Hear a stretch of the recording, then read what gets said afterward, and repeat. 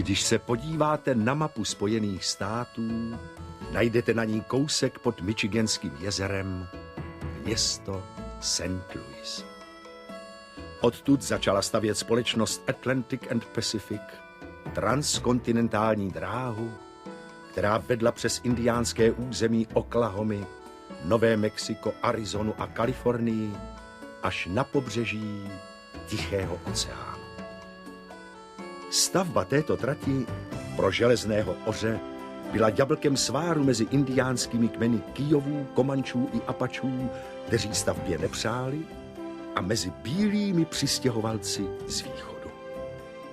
Války mezi oběma znepřátelenými stranami si vyžádali tolik indiánské krve, kolik proteče v Rio Grande vody za 2 dny v období sucha.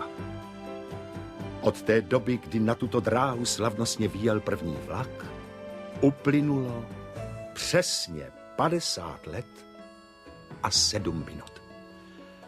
Jako tehdy i tentokrát byl jasný, vonavý letní den. Jen párek tučných supů protínal modrou oblohu téměř bez mraků. Kaktusy byly snad o 2 metry vyšší, ale písku v poušti bylo znatelně méně, protože nedaleko stála dobře prosperující továrna na přesýpací hodiny. Jako tehdy i dnes jel slavnostně vyzdobený železný oř ze St. Louis, aby celé Americe připomněl toto významné jubileum. Odjíždíme, urychlete nástup. Prosím vás, stavíte v Santa Fe? Samozřejmě, ty děti patří k vám? Který? Tyhle. Málem bych na ně zapomněla. Henry, Phile, Annie, pojďte. Ano, maminko!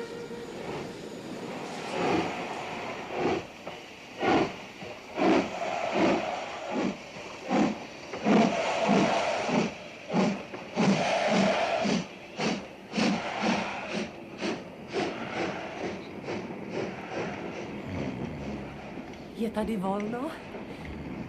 Halo, je tady volno? Cože?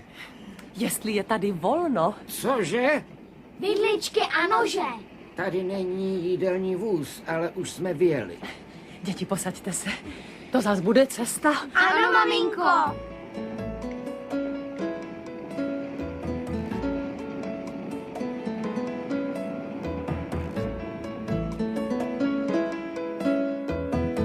Slavnostně ověnčený železný oř uháněl texaskou krajinou a míjel řeku Canadian a dál podél novomexického údolí se Stříbrným jezerem, do kterého se vlévá řeka Red River, kde před 100 lety náčelník Tangua ztratil opasek, který se stal jablkem sváru mezi Komanči a Apači, kterým odedávna toto území patřilo, a považovali volně pohozený Tangův opasek za vhozenou rukavici.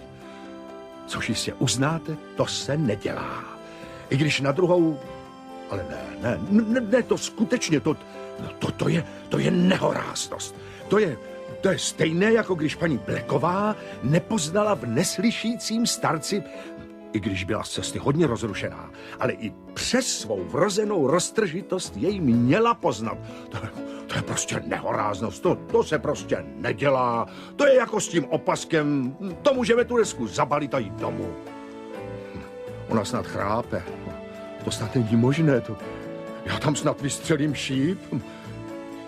Jenom abych se strefil. Tak teď hezky napnout tětivu, pořádně zalícit. Tak. Indiáni? Hurá! Parchanti. Který to byl? Henry, ukaž ruce, kde máš ten luk. Phile. Já taky ne. Tak ty, Annie. No, mami. To jsem blázen. Přeci to sem nepřelítlo z nebe. Nebo že by... Poslyšte, dědo, ukažte mi ruce. Myslíte si, že jsem užvaněná baba s roztřesenýma rukama? Já, když vystřelím, nikdy neminu cíl. A navíc mou zbraní není luk, ale pěst. Mami, to je přeci...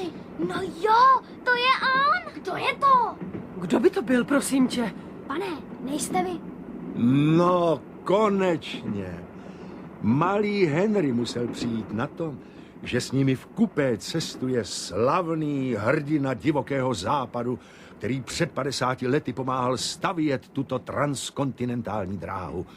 Ano, cestoval s nimi starý pan Klein, kterému indiáni začali říkat Old Shatterhand, drtící pěst. To jako já. Já jsem Blacková, za svobodna Smithová. Pane Shatterhande, proč vám říkali smrdící pěst? Drtící pěst. Henry. Au. Ale nechte ho. Kdo je mladý, ten je hloupý. A kdo je starý, ten je... Hluchý. File. Auweis. Cože? Vidličky a nože. Tady je jídelní vůz. Ten připojí až v Diegu. Pane Shatterhande, vyprávějte nám o indiánech. Ale neotravuj pána. Ale kdyby vás to, pane Shatterhande, neobtěžovalo, mě by to také moc zajímalo. Jo? No, tak... dobře, ale já jsem nudný vypravěč. Jak jste zabil Grizzlyho? Pěstí. Statečný muž nikdy nemluví o svých činech.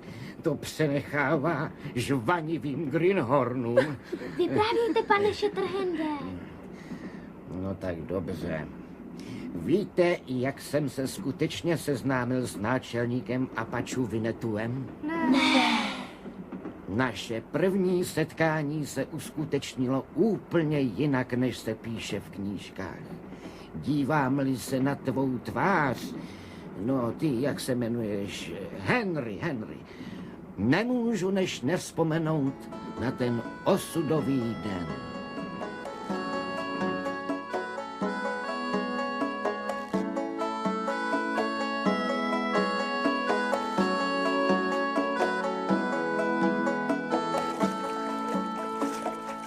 Vinetu, vylez už z té kádě.